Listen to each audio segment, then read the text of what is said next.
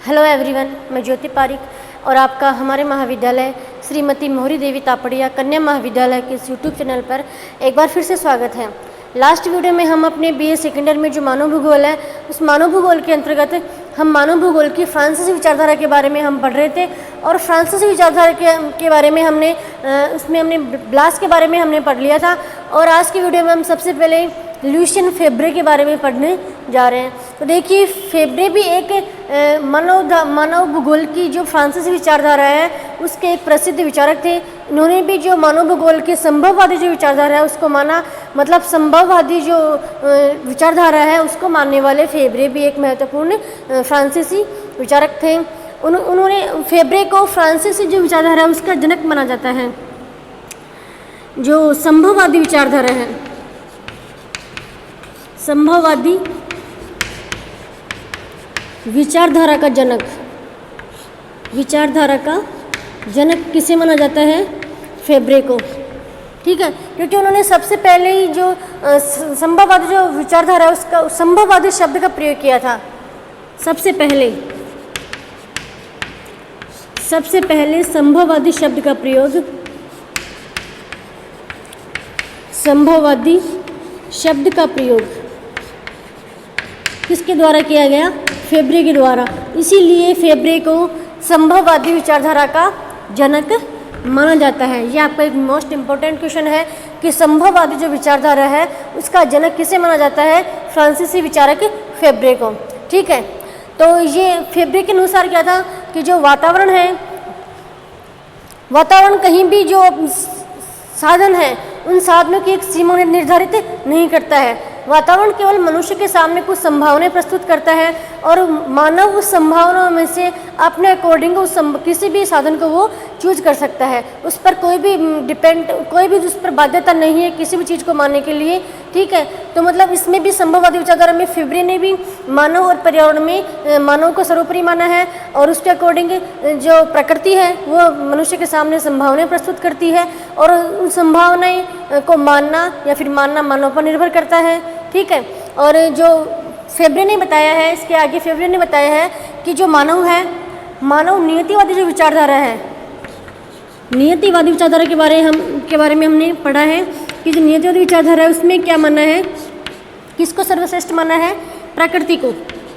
प्रकृति को प्रकृति को इसने मुख्य माना है और मनुष्य को उसने गौण माना है।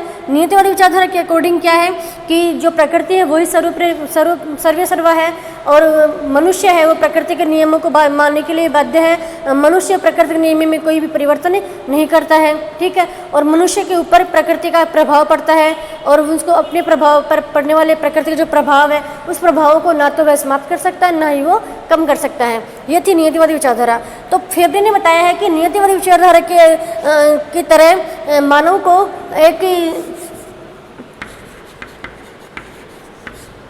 को मतलब एक नियतिवादी विचारधारा के अकॉर्डिंग, मतलब फेब्रे के अकॉर्डिंग मानव को एक दास या पदार्थ न मानकर, फेब्रे ने बताया है कि नियतिवादी विचारधारा के अकॉर्डिंग के अनुसार मानव को एक दास नहीं मानना चाहिए। दास न मानकर, जिस प्रकार से नियतिवादी विचारधारा में मानव को एक दास माना है उस प्रकार से एक दास या फिर जड़ पदार्थ न मानकर एक क्रियाशील प्राणी मानना चाहिए। दास या जड़ पदार्थ न मानकर, जड़ पदार्थ न मानकर एक क्रियाशील प्राणी मानना चाहिए। क्रियाशील प्राणी मानना चाहिए। ठीक है, और मानव के प्रकृति है जो मानव के सामने केवल संभावनाएं प्रस्तुत करती है। केवल संभावनाएं, प्रकृति के द्वारा मानव के सामने केवल संभावनाएं ही प्रस्तुत की जाती है। उन संभावनाओं को मानना या न मानना किसके ऊपर निर्भर करता है? केवल मानव के ऊपर। ठीक है, और मानव अपने अकॉर्डिंग, अपने स्वार्थ के अकॉर्डिंग भी समझ लीजिए या फिर अपने अकॉर्डिंग वह प्रकृति में कुछ थोड़ा बहुत चेंज भी कर सकता है। इस प्रकार से ये एक प्रमुख फ्रांसीसी विचारधारा के एक प्रमुख संभववादी विचारक थे। ठीक है, और इन्हीं को ही संभववादी विचारधारा का जनक भी माना जाता है। ठीक है, उसके बाद हम अगली जो इसकी विचारधारा है फेब्रे के अकॉर्डिंग कहीं अनिवार्यता नहीं है, सर्वत्र संभावना है। ये उनका कथन है, उनका एक कथन है कि कहीं भी अनिवार्यता नहीं है, कहीं अनिवार्यता नहीं है, सर्वत्र संभावनाएं हैं। ये इनका कोटेशन है फेब्रे का, मतलब कहीं भी अनिवार्यता नहीं है, मतलब कोई भी किसी भी चीज़ को मानने के लिए मनुष्य बाध्य नहीं है, ठीक है। केवल सर्वत्र संभावना है, केवल मनुष्य के सामने प्रकृति के द्वारा प्रस्तुत की गई केवल संभावनाएं हैं, और संभावनाएं मनुष्य अपने अकॉर्डिंग उनको किस प्रकार से यूज कर सकता है वो अपने अकॉर्डिंग देख सकता है, ठीक है। इस प्रकार से ये हमारा जो फेब्रे है। उसके आगे हम देखते हैं डिवांजिया। अगला जो फ्रांसीसी विचारक है डिवांजिया।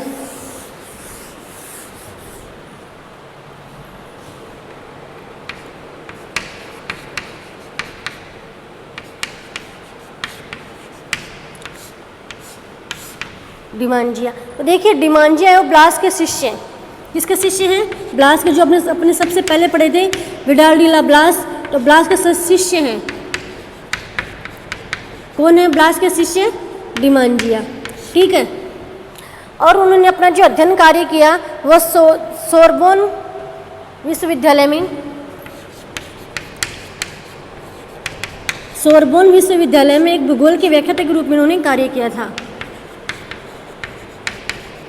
सोरबोन विश्वविद्यालय में उन्होंने एक किसके रूप में कार्य किया? भूगोल विषय की व्याख्याता के रूप में इन्होंने कार्य किया। और सोरबोन विश्वविद्यालय में अध्ययन कार्य करते, अध्यापन कार्य करवाते हुए भी इन्होंने कई जो ग्रंथ हैं उन ग्रंथों की रचना की, कई कृतियाँ उन्होंने लिखी, और मानव भूगोल के विकास में भी उन्होंने कई प्रकार से कार्य इनके द्वारा किए गए, ठीक है। इनका जो अध्ययन का जो मुख्य विषय था वो था फ्रांस के गाँव। इनके अध्ययन का मुख्य विषय, अध्ययन का मुख्य विषय क्या था? फ्रांस के गांव। उन्होंने फ्रांस पर अनेक प्रकार की विभिन्न कृतियाँ फ्रांस के ऊपर उन्होंने लिखी है। इनके अध्ययन का जो मुख्य विषय है वो है फ्रांस के गांव, ठीक है। फिर इस प्रकार से डिमांजिया ने सोरबोन विश्वविद्यालय में 1916 से 1940 तक कार्यरत रहते हुए मानव भूगोल के विकास में शोध कार्य द्वारा अपना एक महत्वपूर्ण योगदान दिया, ठीक है। और महत्वपूर्ण ग्रंथ मानव भूगोल की संभावनाएं, उनके जो महत्वपूर्ण ग्रंथ कौन सा है?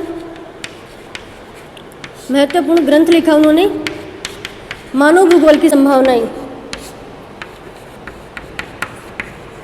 मानव भूगोल की संभावनाएं, उनके द्वारा लिखा गया एक ये सबसे महत्वपूर्ण ग्रंथ है जिसका नाम है मानव भूगोल की संभावनाएं, ठीक है।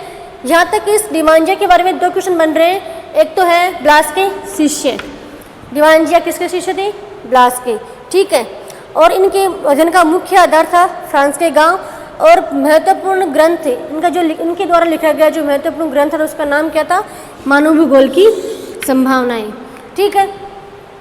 उसके बाद हम इनके बारे में देखते हैं तो डिमांजिया ने अपने जो सोरबोन विश्वविद्यालय में कार्यरत रहते हुए अनेक ग्रंथ लिखे, जिसमें जो अधिकतर जो ग्रंथ थे वो फ्रांस से संबंधित थे, ठीक है। फ्रांस का आर्थिक भूगोल है, ठीक है। अगला उनका ग्रंथ था फ्रांस का आर्थिक भूगोल, फ्रांस का आर्थिक भूगोल, ये उनका अगला एक महत्वपूर्ण ग्रंथ था, ठीक है। उनके जो सर्वाधिक रुचिपूर्ण विषयों में से एक है फ्रांस की ग्रामीण बस्तियाँ। उनके द्वारा जो भी कार्य किए गए उन सभी कार्यों में सर्वाधिक रुचिपूर्ण जो कार्य था वो फ्रांस की बस्तियाँ,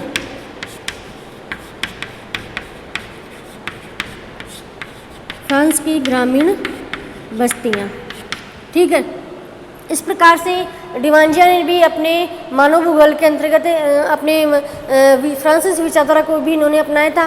और इन्होंने भी मानव भूगोल का विकास करने में अपना महत्वपूर्ण योगदान दिया था। और उन्होंने फ्रांस के ऊपर कई प्रकार के ग्रंथ लिखे, जिसमें उनका सबसे महत्वपूर्ण जो ग्रंथ है वो है मानव भूगोल की संभावनाएं। अगला उनका ग्रंथ है फ्रांस का आर्थिक भूगोल और फ्रांस की ग्रामीण बस्तियाँ, एक इनका रुचिपूर्ण कार्य रहा। ठीक है, उसके बाद हम देखते हैं कि जो डिमांजा का सबसे महत्वपूर्ण ग्रंथ है वो है मानव भूगोल की संभावनाएं। तो इसके अंतर्गत उन्होंने बताया है कि मानव भूगोल के अंतर्गत मानव भूगोल की जो संभावनाएं हैं, उस संभावनाएं की जो उनकी कृति है, उस कृति के अकॉर्डिंग उन्होंने बताया है कि जो मानव भूगोल है, तो मानव भूगोल क्या है, तो मानव भूगोल के अंतर्गत मानव समूहों तथा समाज के भौतिक वातावरण के संबंधों का उन्होंने अध्ययन किया जाता है। उनके अनुसार मानव भूगोल के अंतर्गत, डिमांजा के अनुसार मानव भूगोल के अंतर्गत मानव समूहों व वातावरण के बीच संबंधों का अध्ययन किया जाता है। संबंधों का अध्ययन किया जाता है किसके अंतर्गत, मानव भूगोल के अंतर्गत। और ये कोटेशन उन्होंने कौन से ग्रंथ में लिखा, मानव भूगोल की संभावनाओं में। मानव भूगोल की संभावना का जिनका प्रथम खंड था उसमें लिखा कि मानव भूगोल का जो तात्पर्य या फिर मानव भूगोल के अंतर्गत मानव समूहों व वातावरण के बीच परस्पर जो संबंध है, उन संबंधों का अध्ययन किया जाता है। किसके अंतर्गत किया जाता है, मानव भूगोल के अंतर्गत। ठीक है, उसके बाद हम देखते हैं कि उन्होंने अपने संपूर्ण अध्ययन के जो 4 पक्ष निर्धारित किए हैं, उन 4 पक्षों के बारे में देखते हैं, उनके अध्ययन के पक्ष।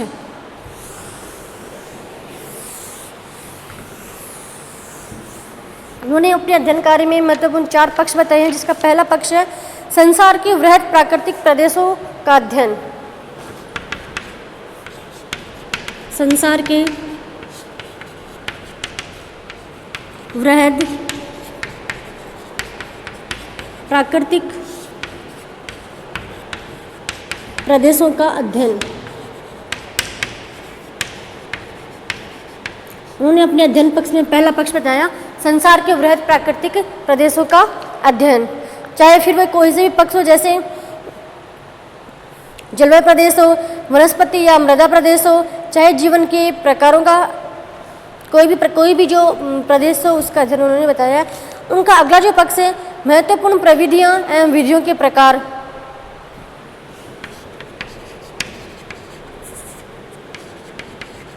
महत्वपूर्ण प्रविधियों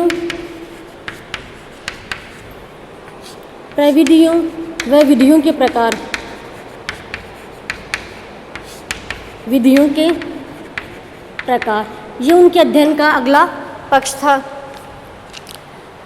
जिसकी सहायता से मानव भोजन एकत्रित करके आखेट, मत्स्य उद्योग, कृषि कार्य, पशुपालन उद्योग, निर्माण उद्योग तथा व्यापार कर सकते हैं। मतलब उनके महत्वपूर्ण जो विधियाँ और प्रविधियों के जो प्रकार, उनका अध्ययन करके मानव ये सभी अपनी जो आर्थिक क्रिया हैं वो कर सकता है।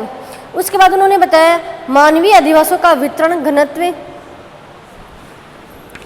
अगला है मानवीय अधिवासों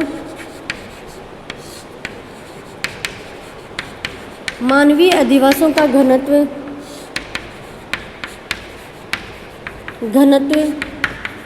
वितरण। मानवीय अधिवासों का घनत्व वितरण, सीमाएं एवं मानवीय प्रवास का वितरण। सीमाएं एवं मानवीय प्रवास का वितरण, यह उनके अध्ययन का अगला पक्ष था, जिसमें उन्होंने बताया मानवीय अधिवासों का घनत्व, वितरण और सीमाएं व मानवीय प्रवास का वितरण। ठीक है, उसमें उन्होंने बताया कि जो मानव के जो अधिवास है, उन अधिवासों का घनत्व कितना है, उनका वितरण कहाँ है, कितना है, मतलब इन सब चीज़ों के बारे में उन्होंने बताया है उनके पक्ष से, अध्ययन पक्ष में। उनका अगला पक्ष है अधिवासों के प्रकार, उनके स्वरूपों का विकास। अधिवासों के प्रकार एवं उनका विकास, ये उनके अध्ययन का अगला पक्ष है। अधिवासों के प्रकार, उन्होंने अधिवासों के विभिन्न प्रकार के बारे में बताया है, उनका विकास किस प्रकार से होता है, इनके बारे में उन्होंने अपने अध्ययन में बताया है। तो ये डिमांजिया के विचार अध्ययन के पक्ष थे। इस प्रकार से आज की वीडियो में हमने जो फ्रांसीसी विचारधारा है उसके दो प्रमुख विचारक हैं, एक तो है डिमांजिया और एक है फेब्रे, इन दो के बारे में हमने पढ़ लिया है। और नेक्स्ट वीडियो में हम नए टॉपिक शुरू करते हैं। तब तक के लिए धन्यवाद।